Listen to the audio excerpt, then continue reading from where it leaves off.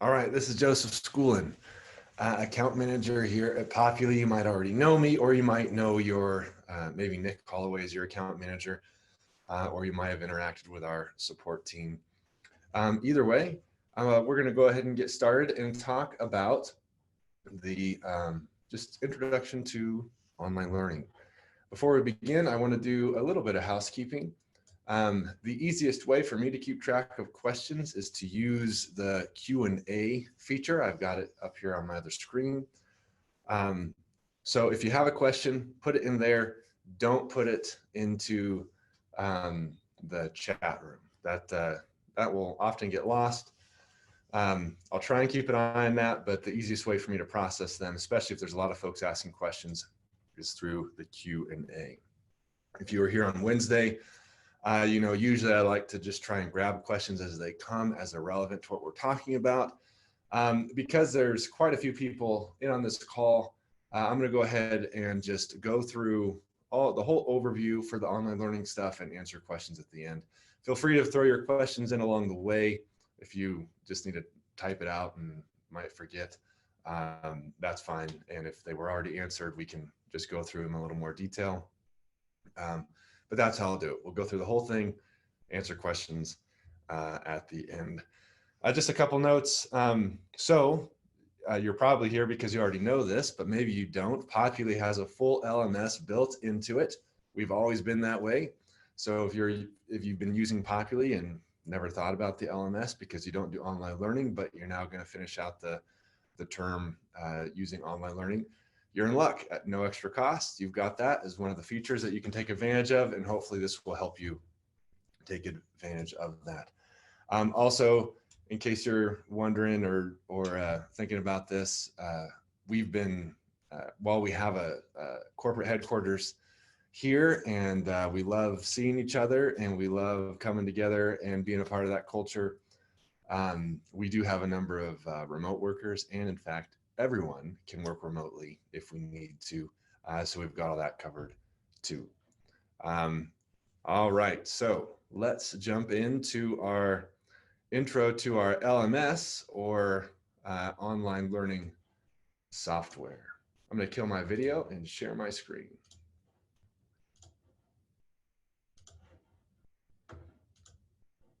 Okay, you should be seeing my screen. Real quick, let me go ahead and log in. I'm going to log in with into a fake college. There's going to be maybe some old data in here. It's just a fake demo school. And if you were faculty, then you're just going to really see your courses. I've got access to a bunch of different stuff that you might not have access to. Don't worry about it. This just helps me kind of bounce around if I need to. What I'm going to start with, and what I always start with, is while we're going through this, it might feel like you're drinking from a fire hose. So I just want to make sure that if you only learn one thing, I want you to learn how to get help if you need help, because you might just not magically learn everything in this one webinar.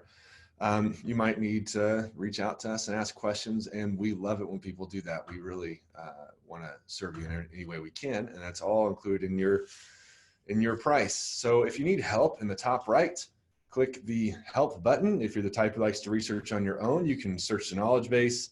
If you want to reach out to our support team, you can open a support request. We have phone and email support for all faculty and staff, and we also have email support for students. Once you've opened up a support request, you can track that here by viewing your requests. If you prefer to talk through things over the phone, go ahead and give us a call, 877, the number 4, and the word Populi, 8774-POPULI. We have that number on our external website and also in our knowledge base. I'll show you where to find that in case you want to find it back. If you have an idea for a feature request, you can put that here. If you want to interact with our other clients on the user forum, you can do that here. I also want to show you a couple articles that are pretty handy inside the knowledge base. One is whenever you go into Populi's knowledge base, keep an eye on our promoted articles, things like our webinars, how to contact us and what we can do for you. You'll find our number and hours inside there. Getting started, this has a bunch of tutorials in it. Or if you want to zoom in on a particular area of Populi, you can do that here. We call our LMS courses, and so this little box is where most of all the information is, where pretty much all the information is on getting started. If you're totally brand new, I suggest this group of articles, Getting Started with Your Populi Courses. If you just kind of want to dig a little deeper, there's some other things: how to conduct your course, how to do tests, how to do assignments, how to do lessons, discussions, common tasks, frequently asked questions, and so on. But getting started, I think, is one of the most helpful, especially if you're just starting out. So that's just how to get help. Two final things. One is we also have a YouTube channel. Just search for us, Populi, on YouTube. I think we even have an old online learning feature video right here that I did that was recorded. And this one will be recorded and put here also. And if you need more specialized attention through a webinar and you want to talk with someone, you can reach out to your account manager and they'll do a webinar with just you and them to try and figure out how our features work for your particular situation. All right, we're going to jump in to a particular course. And again, forgive me for having a bunch of unchecked to-dos in this fake college. I guess I'm not very good at keeping up with my daily tasks. I don't take my fake college very seriously. This is what a course page looks like. You can put an image in here. We're going to go through a lot of this stuff. But let me just give you how I see kind of the history of online learning. Back in the day when people first started using their software to track student information, there was no online. It was just the student information system, the SIS. You probably heard that term. And then when web-based and online learning came along, they created something called a learner management system, or LMS for short, to do their online learning.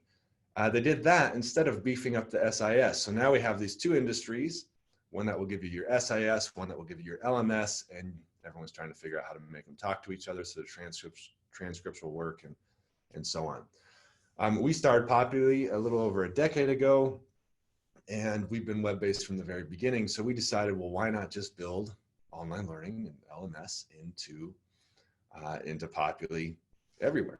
Why not do it how we think it should have been done in the first place? And the way we did that is we built it into the course itself. So every single course in Populi has all the online learning tools built into it. And you can just take advantage of them or not. You can do it halfway or all the way. You could teach a course on campus, but do all your tests online or post the lectures online. You can, or you could do 100% online or 100% on campus. It's just flexible to how you need it.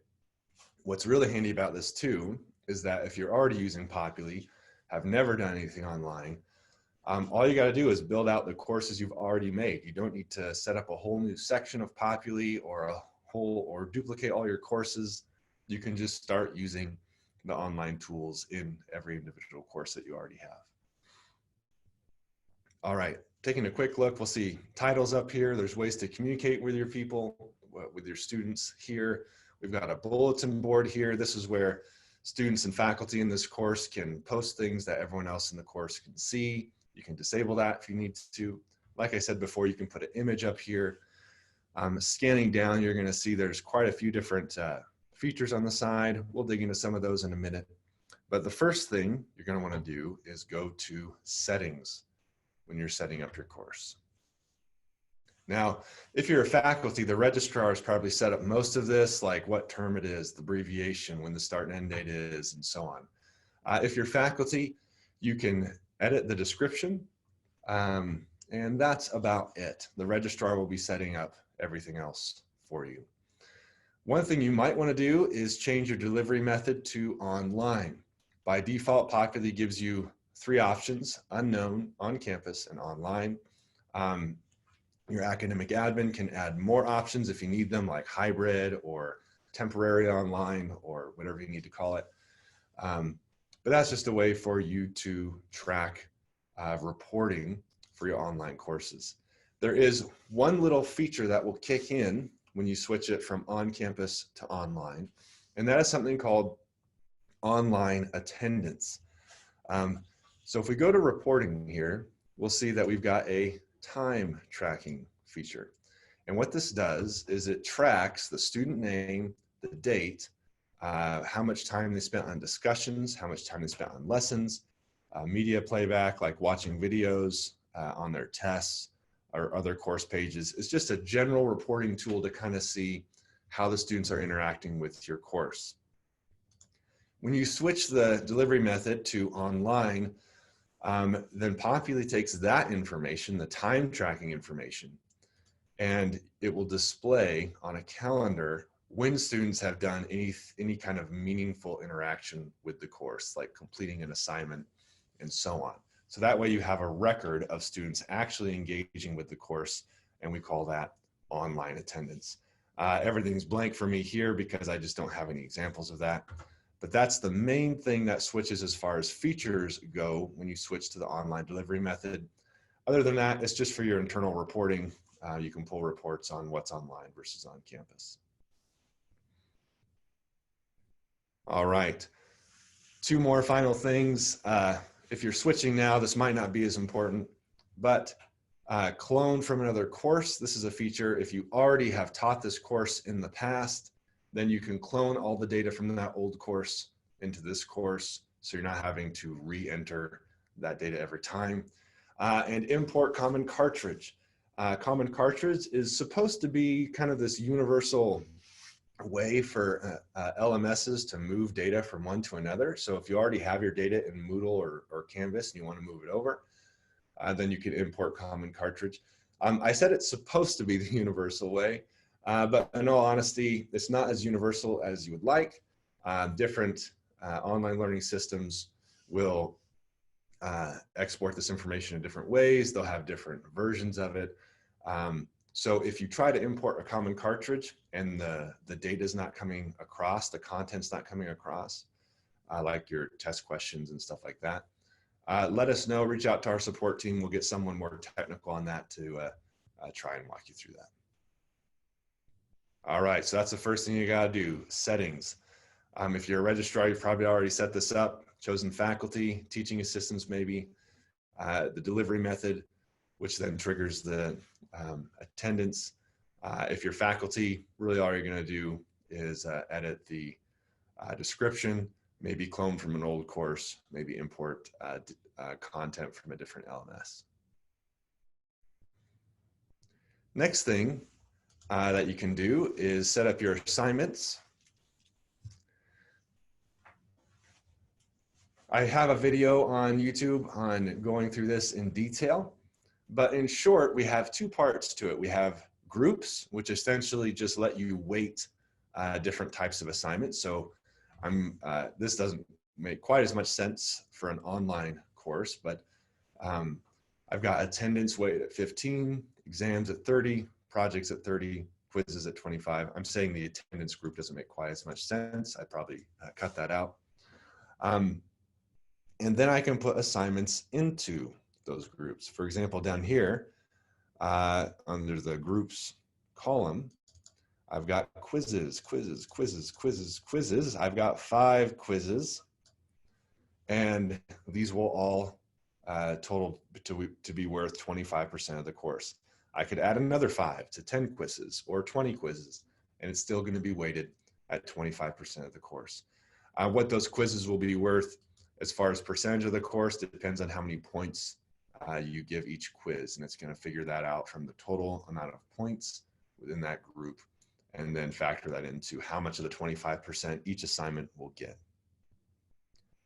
If you want to edit it, you can click edit right here, the name, the name, the weight. You can choose to have an entire group be extra credit if you want. You can also drop the lowest. This means drop the lowest assignment within this group. So for example, I have this on quizzes, where quizzes is worth 25% of the course, and the lowest quiz is going to be dropped. I can delete these if I need to. And I can also edit and change groups and names and points and due dates for any of my assignments. If I want to add a new group or a new assignment, I can click these here. And we have a number of different assignment types. So when I add an assignment, I give it a name and a description. And I can do grade only. Grade only is essentially the assignment type that has no bells and whistles. All it does is give you a spot to put a grade.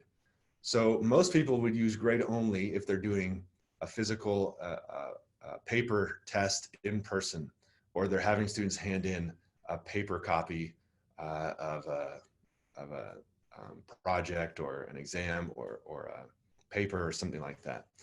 So there's no bells and whistles. It just gives you a spot to put a grade.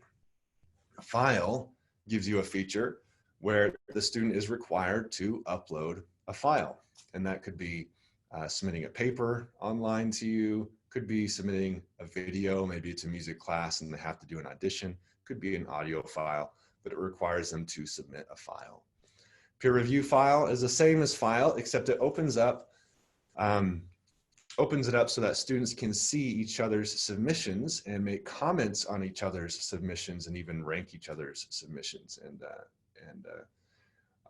give a certain number of stars and things like that. This is probably more used in graduate level courses, but it could be used on any course. You guys can take advantage of it. Test sets you up to be able to create an online test, whether you're going to call it a quiz, an exam, or a test. This is the type you're going to use for that. Attendance, all this does is match the this assignment's score with whatever their physical attendance is. So this is not really an online thing. It's more of an on-campus thing. But if they've got 80% in on-campus, then they're going to score 80% on this assignment. It just matches it. Discussion, this lets you set up a discussion and grade it. Essay, this is kind of like file, except instead of uploading a paper, they're just going to type out an essay within the interface. And then peer review essay is very similar to peer review file. It's just students can see each other's essays and make comments on those. So those are the different assignment types. Once you have your assignment set up, a good next step is to go to your syllabus. You can even start with your syllabus if you want. But the handy thing about setting up your assignments first is that those will just feed right in once you've got them set up. So I've got my assignment groups with the weighting of each course. The registrar who set up my course number and dates and all that is going to show here the names of the faculty and contact info is going to show here. Whatever the registrar gave me for meeting times, if this is on campus, will show here. I can edit and add my supplies, links, reading lists, and files, whether it's required or recommended supplies or required or optional books. And any file I add, I can make visible to the student. And when they click on it, they'll be able to see this file within the interface. They don't have to download it. So that's kind of handy. If you don't want to upload a physical, an actual syllabus, like a PDF syllabus, you want to just put it into the interface, you can do that down here by clicking Add Content and copy and paste, or just type out your syllabus here. You can save this and use it for later, or you can save and publish it so that it will go right away. So it's not going to actually be visible to the student until it's published, is what I'm saying. So you can save it if you kind of only worked on it halfway and it's still a draft, but then when you publish it, it's live for the student. I've also seen folks do files where they just do a video syllabus. So if you want to upload a video, you can do that here under the syllabus and have students see you talk them through it. After you've set up your syllabus, I'm going to run through some of the other sections here. So lessons. Lessons are kind of like a container where you can put an order to what assignments they need to complete, what videos they need to watch, stuff like that. I've named these by week, but you can call them whatever you want. Lesson 1, lesson 2, biology, chemistry, give them whatever name you want. Choose an availability time. So this is when this lesson will be available to the student. I can give a specific date and time, or just as soon as the course is open, or after the previous lesson is complete. That way they're all kind of, you can chain them all together. So as soon as a student completes a lesson, they can go on to the next one and even finish early. Forgive these availability dates. This is some old data and I haven't corrected it, but you'll get the idea, where you could have week 1 open at a certain time, or maybe it's called biology or church history or chemistry or lesson, chapter 3 or something like that. Once you add a lesson, it's just going to go to the bottom of the list. If you need to move those lessons around, you can hit reorder lessons and move them around.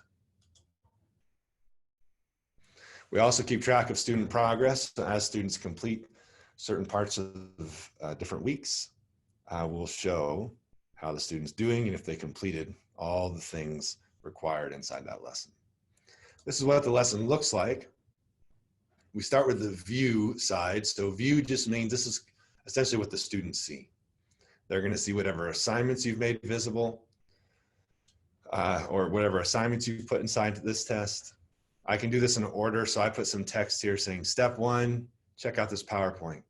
Now, this isn't actually a PowerPoint. This is an embed from Scribd. And so I'm just highlighting that you can embed different types of software from other places. Scribd is a handy way to get a slideshow into Populi. You can also embed YouTube, Vimeo, Spotify, Google Docs. I think we've got about 20 things that are whitelisted. If you need to embed something that isn't whitelisted, that we don't allow you to embed, just let our support team know and we'll see if we can whitelist it. It really just depends on what kind of security is in place and if we feel comfortable with it. But usually we can make it work. Step 2, watch the videos below. Here's an example of a YouTube video embedded.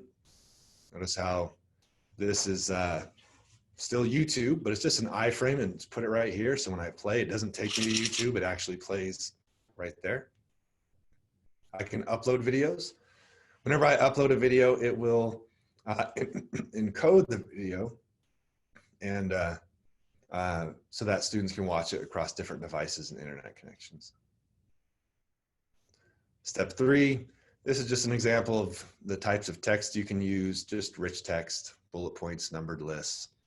You can even use special characters, Greek, Hebrew, Korean, Chinese. Step 4, discussion. Step 5, quiz. So that leads us into, so that's kind of how a lesson could work, where you put things in order. Let's take a look at discussions. For discussions, you give it a topic. Here I said, why did you choose architecture? Students can then comment on that topic and they can reply to other students' comments. If you set it up as an assignment, then you'll be able to grade each comment and each reply. And you can set up sort of a grading requirement. So here I've got average comment grade is 15, average reply is 15. If they post at least 2 comments, they'll get an automatic 10. If they post at least 2 replies, they'll get an automatic 10. I also have some other features here like post first. I can require the student to post something before they can see the other students' submissions so that hopefully their thoughts are a little more original. And like everywhere in Populi, they could also post a video or audio file if this is a music course and you need some kind of audition or it's a singing course or whatever. They can post that there for other students to watch and reply to. Next up is tests. Here are the 7 different question types. One actually real quick thing, to set up a test, and I've got a video on this, I believe, that goes into more detail. You can't actually set up a test from the test page. You need to first create an assignment. And we have a little reminder here, want to add a test? Go to the assignments tab and create a new test type assignment. So I have to go back to assignments, add an assignment, and do a test type.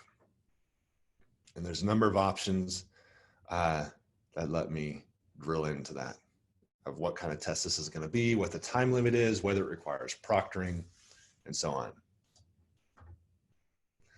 These are the 7 different question types. Multiple choice.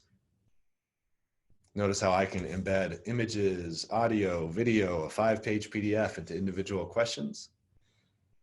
Put in order. Essay. Matching. So here I'm matching buildings with their architects. Check all that apply. Short answer. And true or false. All of these will automatically grade themselves, except for the essay and the short answer. Although you can usually anticipate answers for the short answer so Populi can grade it. So as long as you can tell Populi how to grade a question. Let's do this so I can show you. Here's a short answer question I've already set up.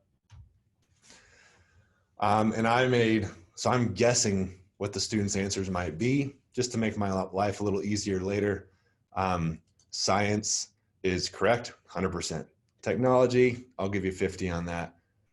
Planning, that's a 0. So I can even guess or anticipate wrong answers, right answers, half credit answers.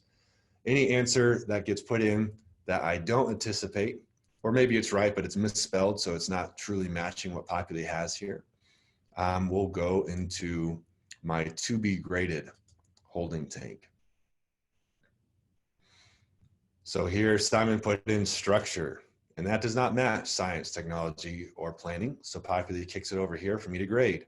Notice how I don't have to dig into individual quizzes and tests and open everything up and try and find the things I need to grade. Populi puts that all front and center. Now I can add a comment on this.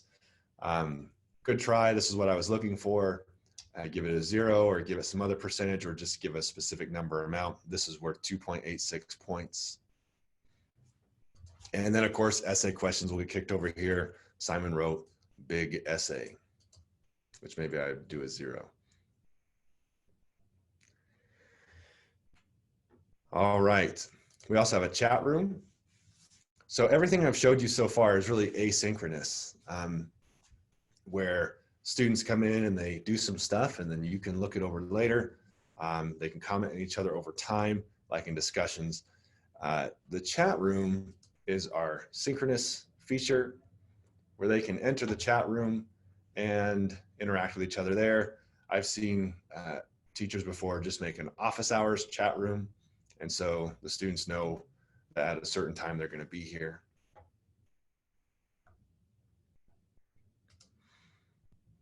And you can end this chat session and it will turn into a transcript so that you'll be able to see it. You can also schedule a new chat session for the future. Next up is something I don't have set up in Populi right now.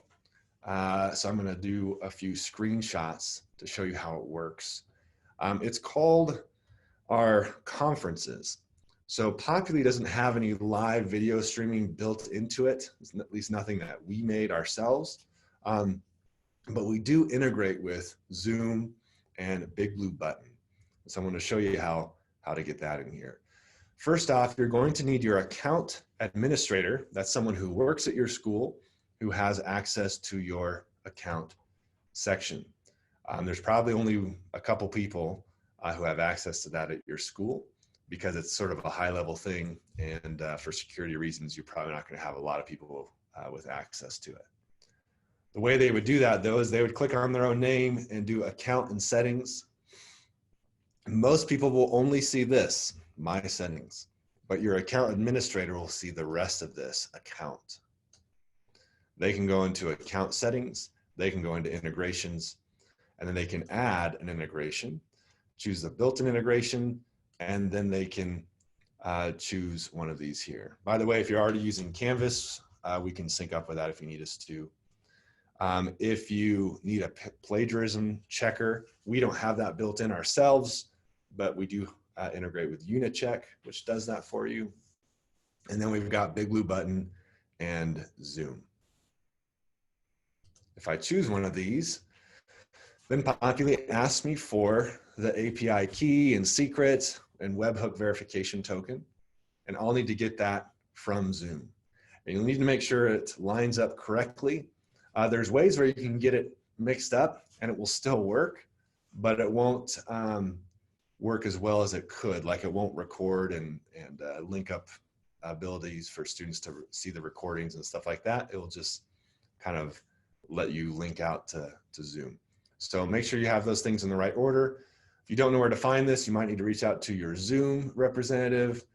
You can also reach out to us and we'll answer as many questions as we can, or maybe if we have to, tell you, well, unfortunately, you got to get that from Zoom. Here's what it would look like. This is just a picture, and these are fake, which is why they have funny words in them. This is what it would look like for Zoom. This is what it might look like for Big Blue Button. And once you have that set up, whether it's Zoom or Big Blue Button, you're going to get a new little tab here called Conferences. Notice how I don't have that on this course I've been showing to you guys. It is not here, no conferences. So that will show up. When you click on that, you'll be able to add a conference. And depending on when you've scheduled the conference, it'll show up in 3 different places. In progress means it's going right now. Scheduled is out into the future. Concluded means it's already done. And depending on how you set it up with Zoom, they'll be able to link away to see the recordings. And that's the same for Big Blue Button. People have asked me before about Zoom, what's required. At minimum, you'll need their Pro. So you're not going to do rooms, it's meetings. So at minimum, you'll need their Pro account and 1 host. And you're going to have to just test it out with Zoom to see how many hosts your school actually needs. So far, a lot of our schools are just starting with 1 and seeing how that works. If I click Add Conference, this is the dialog box that will show up. Give it a name, a description, a start time, and depending on where your time zone is, Populi will let you know, hey, by the way, this is the time zone that you're putting this in. So in case students are doing the online learning from across the country. Time limit if you want, and who's allowed to participate.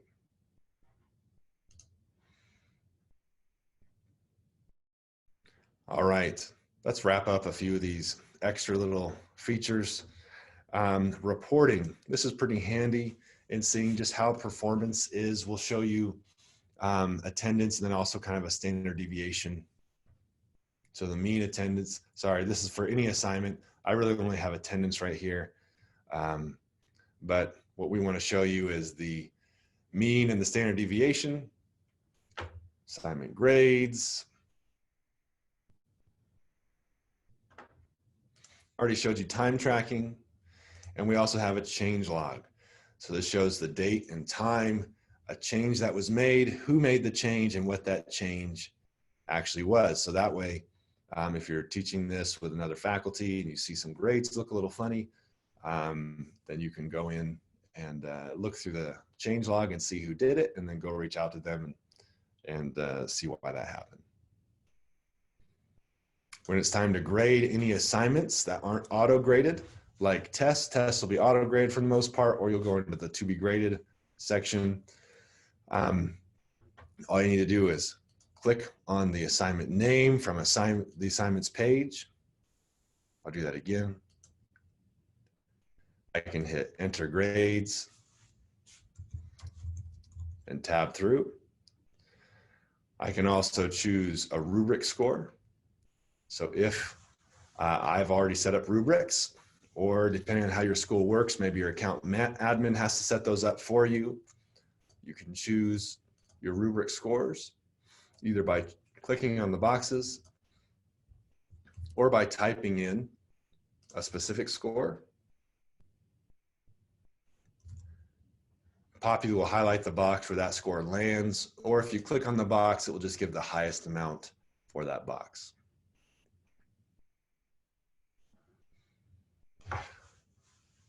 every single assignment, if you click on the student's name from this view, I will let you comment and interact with the student on this particular assignment, and even leave internal comments if you want by checking this box.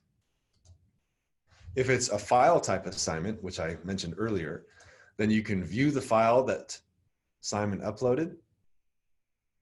You can use this little pencil to annotate certain parts of the document. For example, I annotated this paragraph and said, good paragraph. And Simon will be able to see that when he logs in.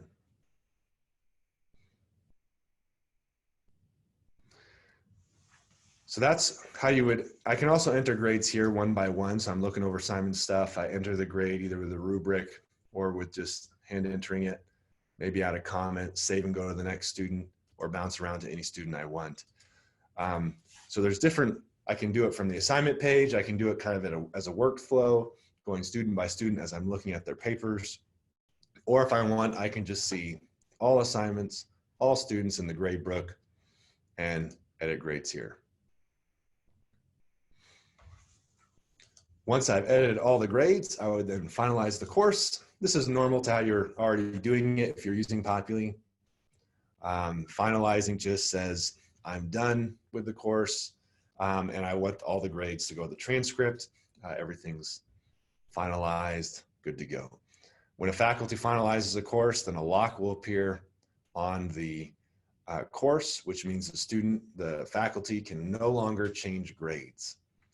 If a student contests their grade, then the faculty will have to reach out to the registrar or the academic admin to unfinalize that student so that they can change that grade, and then they can refinalize that student. All right, that is our courses, online learning, LMS, from beginning to end. I'm going to start digging into the questions.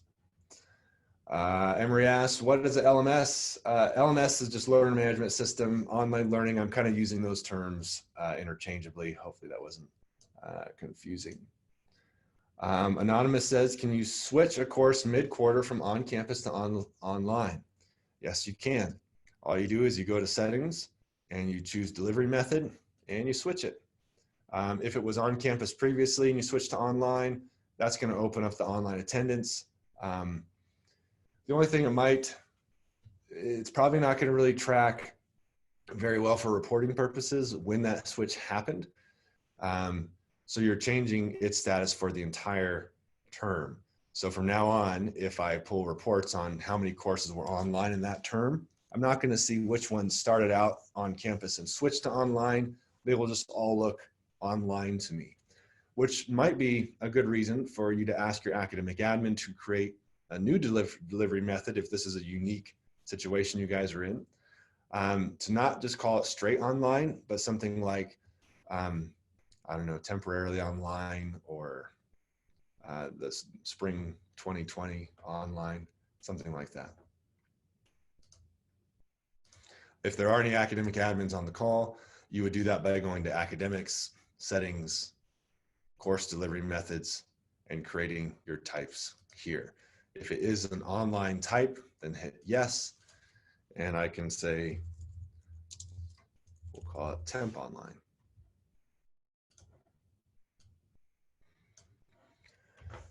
Cheryl says, is it possible to upload an image to be included in an online test? Yes, it is. It's not, you wouldn't include it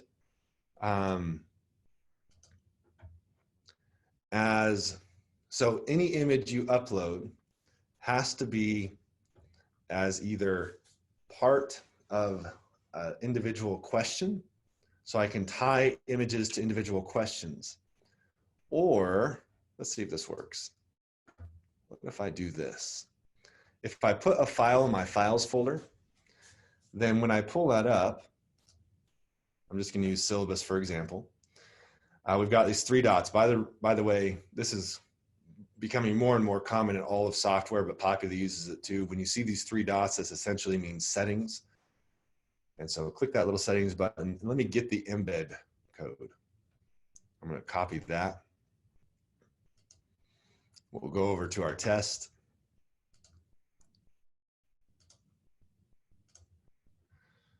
See if it works. It might not. It does. Good.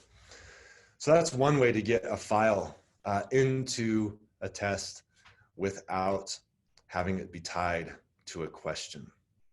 So I could put the PDF at the top.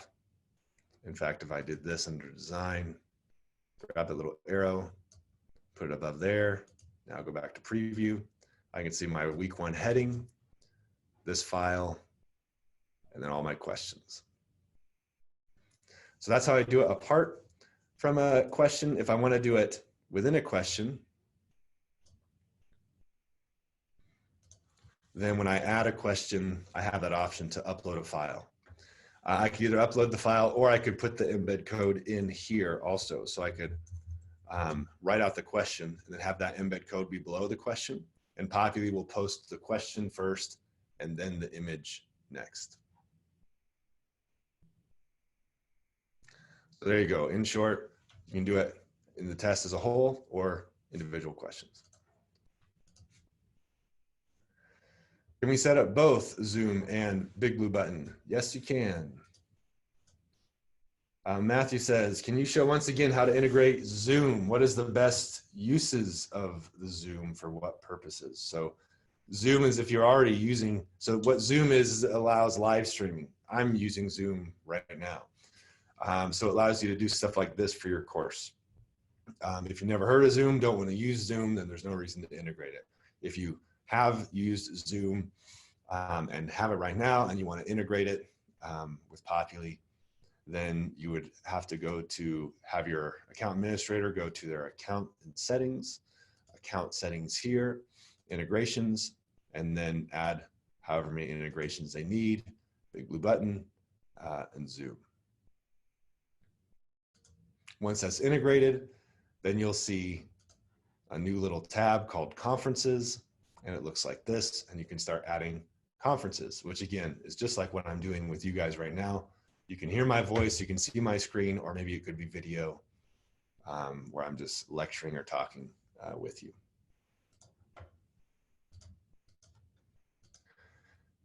Jason said, why in the multiple choice option in assignment creation does it not permit adding possible answers? Jason, I don't really understand that question. We'll try and pull something in here. Add a question. I want it to be a multiple choice.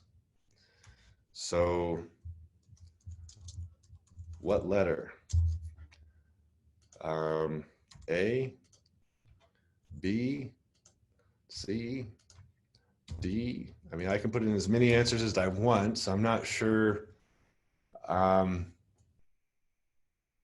Not sure what you mean by not permit adding possible answers.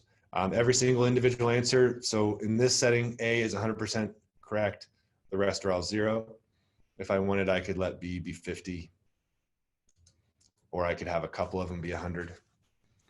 In multiple choice, remember, the student can only choose one. If you want them to check all that apply, then you're going to want to use the multiple answer type. And that's the same thing where I can have as many of these as I want. And I just put a check next to ones that are correct.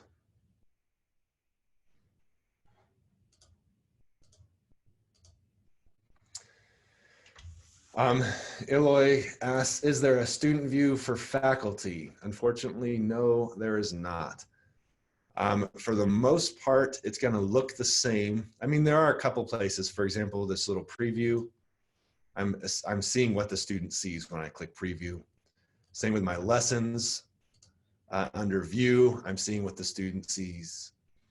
And for the most part, the interface is very similar as a student and as a faculty. The main differences are the student doesn't have edit and add buttons, so they can't really change a lot of stuff, and they can't see other students' grades, of course. So we don't have a student view right now. Good question. You can dig to our feature requests forum, and if someone's already put that there, vote on it, comment on it, or create a new one if it's not there.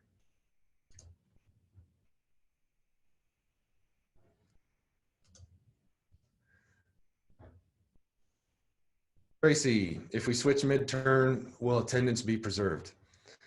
Yes, so when you switch to online, it doesn't take away anything, it just adds something.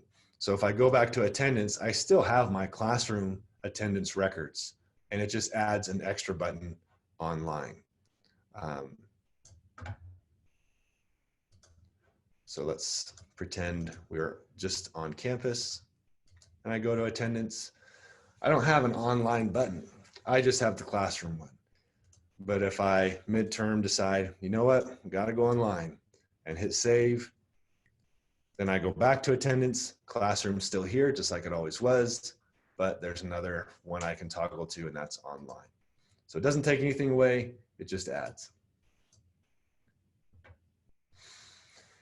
Matthew asks, do we take attendance in an online course? You can. So you could, if you're having a Zoom meeting, go to your attendance page and take attendance here, or you could do it on your phone.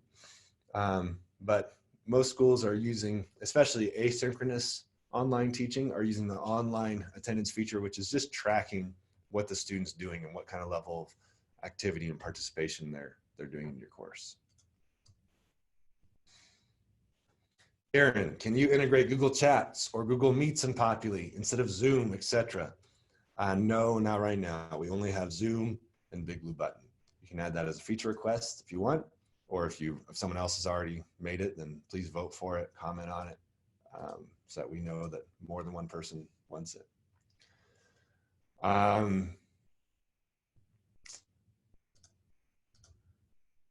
Elijah, what type of postings by a professor in a course page trigger an email to the course's students? For example, new assignment, discussion, chat, etc. Elijah, off the top of my head, I don't know the specifics. I know each user has different notifications that they can opt into. I'm not sure what the default opting is, but I could say, yes, notify me about assignment submissions. That would be more of a faculty thing. Notify me when a to-do's assigned, social feed. Notify me when my grades change. So these are some that are ones you can turn on or off. I know we have some notifications that are just built in that students are going to get regardless. And there are some notifications you can ask us to set up for you. So that's really a support question. They could probably let you know what's already there. And if you have some specific things, like you say, can every student always be notified whenever I post a new assignment? You can ask them if they can set that up for you, because we do have abilities to customize notifications by school. Cheryl, can the embed code from an image on your computer? Can the embed code come from an image on your computer so students can't see it until they are taking the test?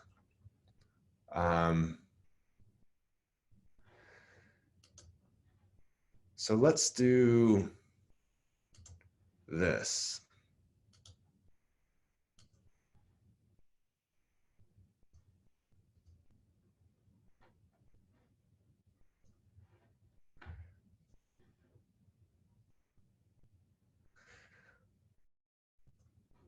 Yeah, that's a good question. Cheryl, it definitely would work that way. If you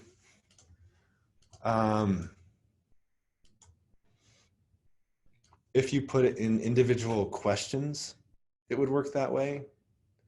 I suppose you can make a new folder.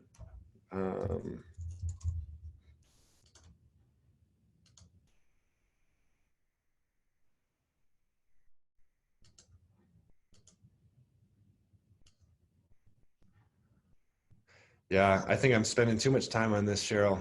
You're gonna have to ask support to dig a little deeper. Definitely yes if you put an image into an individual question type.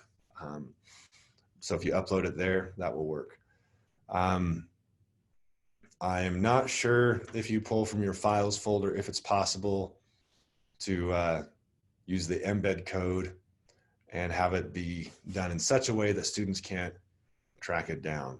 I mean, I believe even in this files folder, which could be totally personal to you.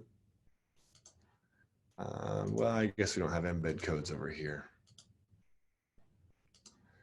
Well, Cheryl, unfortunately, not equipped to give you a good answer on that. You're gonna have to reach out to support and have someone dig into it a little more. Definitely yes on individual questions, but that example I used where you can have it above all the questions, I'm not sure if you could hide the file from students before the test starts. Karen, do you offer integration with Google Classroom? No, we do not. Jason, that answers it. You're welcome, Jason. Glad that helped. Sita, is using Zoom and Populi pretty intuitive? I think so, but you'll have to fool around with it and see. I think what's intuitive and what isn't is a little bit subjective, but we do our best to try and make Populi as user-friendly as possible.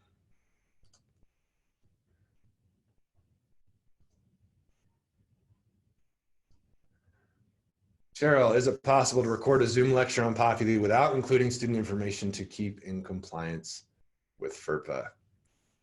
Cheryl, maybe if you want to ask that again, don't really understand what that means without including student information. So I'm not sure what kind of student information would be in there.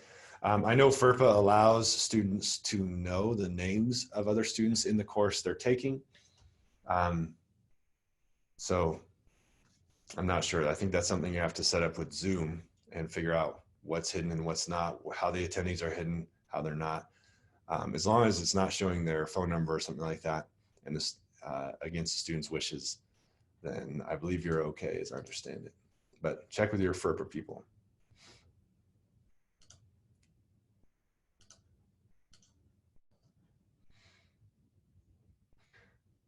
Emery says, how do you randomize questions on a test rather than just the answers?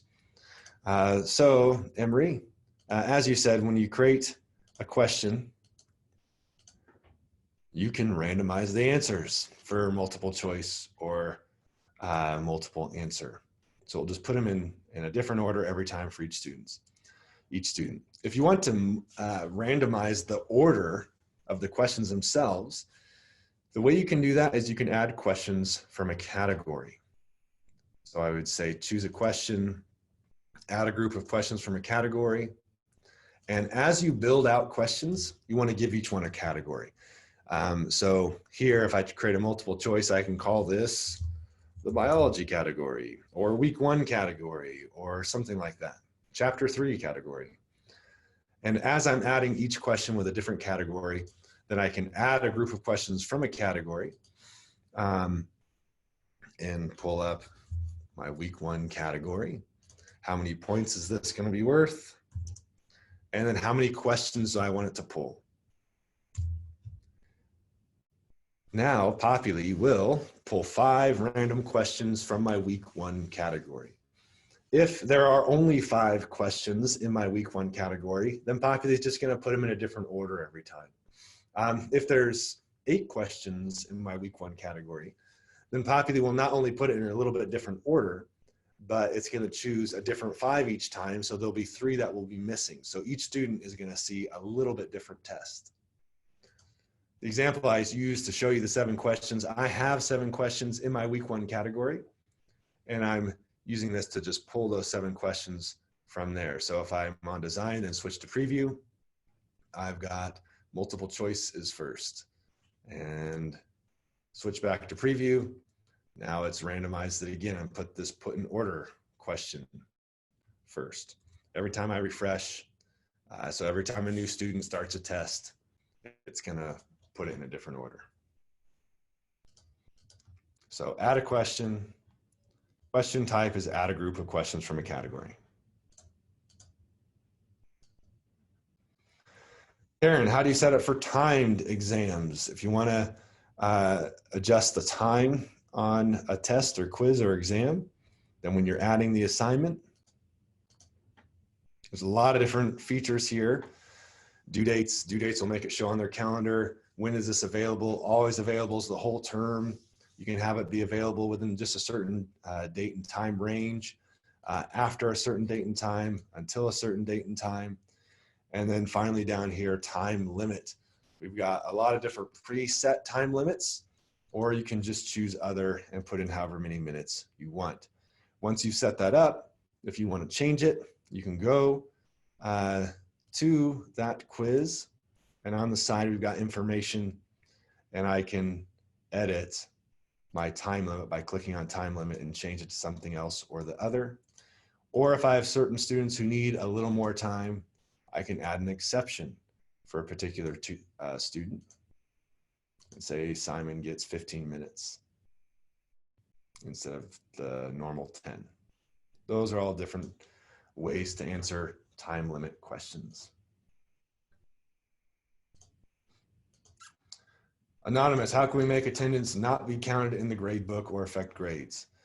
All you do is you just make sure you do not use any attendance type assignments or create an attendance group. Then it won't automatically affect the grade. It's just something for you to track internally.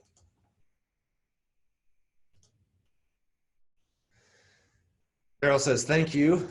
You are welcome, Cheryl. I'm glad that helped. I actually, unfortunately, have a hard stop right now because I've got another meeting here in a couple minutes. I see a couple more questions coming in. I'll try and run through those real quick. Matthew, for online teaching, is it better to add lessons as weekly lessons rather than lessons dated for each scheduled class, day, or face-to-face delivery? My thinking is that online learning takes place at students' convenience during the week. I've seen schools do it all different ways, Matthew. So I just threw up a weekly thing. Just thought was what I thought. But I've seen schools where they have 3 lessons a week, or some weeks have 1, some weeks have 2. You just decide when you want that lesson to open up by choosing its availability date. Or there's no availability dates. You just link them all together. So every lesson start is available once the previous one is completed. So the student could finish them all in the first week if they're really ambitious. So just use your imagination. I just threw an example here so you have a placeholder to start with, but really you can do whatever you need to do. You're welcome, Sita. You're welcome, Karen. Anonymous says, is this presentation being recorded so I can view it at a later date and time? Yes, it is. And we will post it. I believe we've already posted another one I did similar to this on YouTube. So you can go digging around our YouTube videos if you can't wait until we can get this up. But anytime I do one of these, we do have it recorded, and that's what ends up populating our YouTube channel.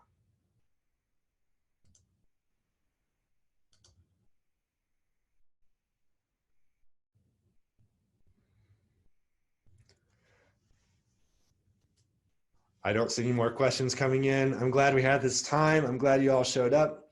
And I really hope this helps. Just reach out to us. We love to hear from you. We want to be the support providing leader in our industry. We want to have people say, I love reaching out to Populi Support. They're the greatest. So reach out to us. We want to hear from you, and we want you to have a good experience, especially during these unusual times. So hope to hear from you, and we'll help in whatever we can. You're welcome, Eloy. You're welcome, Zaneta. You're welcome, Anonymous. I'm glad you've enjoyed our support so far. Good. All right. Take care, everybody. Be safe. Bye.